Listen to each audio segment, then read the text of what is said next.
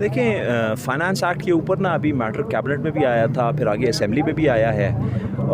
उसमें आप तरमीम कौन सी कह रहे हैं? कैबिनेट मीटिंग के बाद बताया भी गया ये कि इनिशियली जो सोचा जा रहा है ना कि रेवेन्यू हमने जनरेट तो करना है ना कहीं से, तो वो लोकल्स के ऊपर रेवेन्यू जनरेट नहीं, जो 3 स्टार होटल्स हैं, 4 स्टार होटल्स हैं, 5 स्टार होटल्स हैं, बाहर से जो इन्वेस्टमेंट्स आई हुई हैं उनके ऊपर हम इतना टैक्स करें कि हम इस इलाके के लिए ना पैसे हमारे पास हों, इसी इलाके में ख़र्च करने के लिए।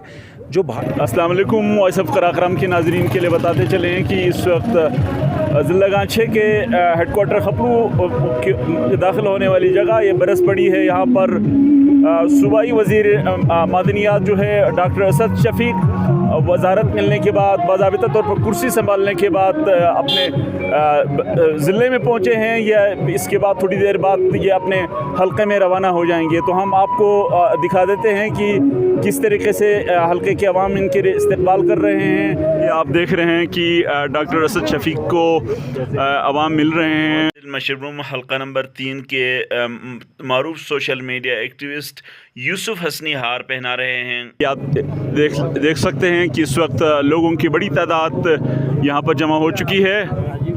हम ये बरस पड़ी के मुकाम पर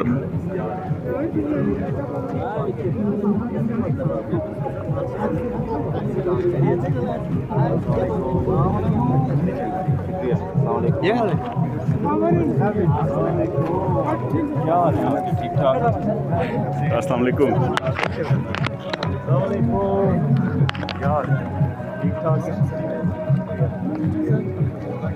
अस्सलाम वालेकुम डॉक्टर साहब, कैसे हैं? बहुत मुबारक सर। डॉक्टर साहब हार रख के बताइएगा डॉक्टर साहब।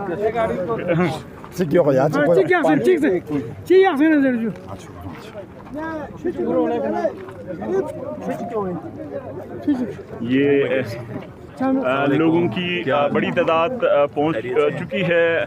कैसे हैं? आप बिल्कुल ठीक ठाक है।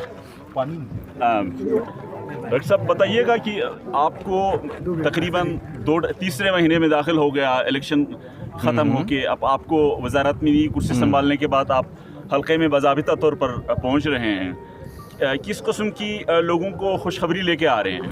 बिस्मिल्लाहिर्रहमानिर्रहीम। पहले तो जी मैं आपसे गुजारिश करूं कि हमने हल्फ उठाया था 21 या 22 जून को, तो वहाँ से इनिशिएट हुई थी चीज़ें। असेंबली का बाकायदा आगाज़ जो है ना वो 22 जून से हुआ है।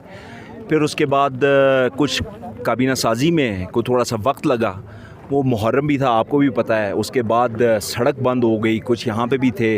हम तो हल्के में पहले भी आए हैं, आपने देखा नहीं हमें जब ये मैं बाज़ाबिता तौर पर यही कह रहा हूँ। बाज़ाबिता तो अब हम आते ही रहेंगे ना। बाज़ाबिता तो खैर वो पहले भी जो हम आए थे वो आए थे देखने के लिए चीज़ें। तो आने में हल्के में आने का मकसद यही होता है कि आगे चीज़ें देखें, जो इश्यूज़ हैं उनको रिज़ॉल्व करें। तो खुशखबरी तो यही है इंशाअल्लाह ताला कि जी आज़ादी आ गई है। इससे बड़ी क्या खुशखबरी है। और दूसरा ये है कि काम शाम हमने शुरू कर दिए हैं, अल्लाह का शुक्र है। चीज़ों के ऊपर हमने फोकस भी स्टार्ट कर दिया है। मगर वो आपको भी पता है कि फॉर्मली चीज़ें स्टार्ट होती हैं जब एक दफ़ा आप कैबिनेट में जाते हैं। उसके बाद महकमे भी हमने अभी अपने संभाल लिए हैं, मगर बड़ा शॉर्ट हुआ है। सिर्फ महकमा लेके मैं फ़ौरन निकल आया हूँ। तो वापस जाएंगे यहाँ पे, एक तो लोगों का शुक्रिया अदा करेंगे। एक शुक्रिया अदा तो हमने किया था जैसे ही इलेक्शन जीतने के बाद। उसके बाद एक हमने प्रॉपर एक शुक्रिया अदा किया था, और एक फिर दोबारा अब इलाके में जगह जगह जाना है, क्योंकि हम जो हैं इन लोगों की वजह से ही हैं, और लोगों ने ही हमें भेजा है। हमारे अवाम ने, हमारी माँ बहनों ने, हमारे बुज़ुर्गों ने, हमारे जवान भाइयों ने, बच्चों ने, तो इन्हीं के लिए दोबारा आए हैं। इनसे मिल के शुक्रिया भी अदा करेंगे। इनके मसाइल भी दोबारा से जो इश्यूज़ हैं, जो पहले भी बताए हैं, मज़ीद भी बताएंगे, यहाँ से सुनेंगे और वापस लेके जाएंगे। तो इतनी ताख़ीर जो हो गई, एक मिनट थोड़ा सा मुझे पता है, थोड़ा सा ज़रा बताइएगा कि इतनी ताख़ीर हो गई, आप नहीं समझते अगर आप वजारत लेने में थोड़ी सी जल्दी कर लेते तो आप कोई एजुकेशन, चूँकि आपकी प्रायोरिटी में जो है एजुकेशन और हेल्थ आपकी प्रायोरिटी में थे, ये ताख़ीर को आप क्या समझते हैं कि आप उस तरीके से, जिस तरीके से आवाम की खिदमत करना चाहते थे, उसी तरीके से कर पाएंगे? मेरी गुजारिश है, आप मुझे ना 8 जून को वजारत दे देते ना तो मैं ले लेता।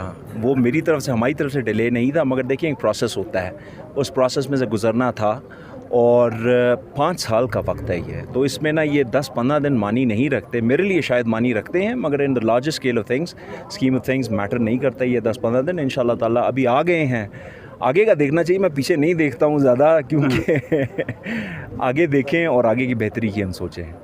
تو اس وقت پرائیورٹی کیا ہے؟ پرائرٹی وہی ہے جو پہلے بھی تھی جی, ہیلتھ, ایجوکیشن اور انفراسٹرکچر اور روزگار.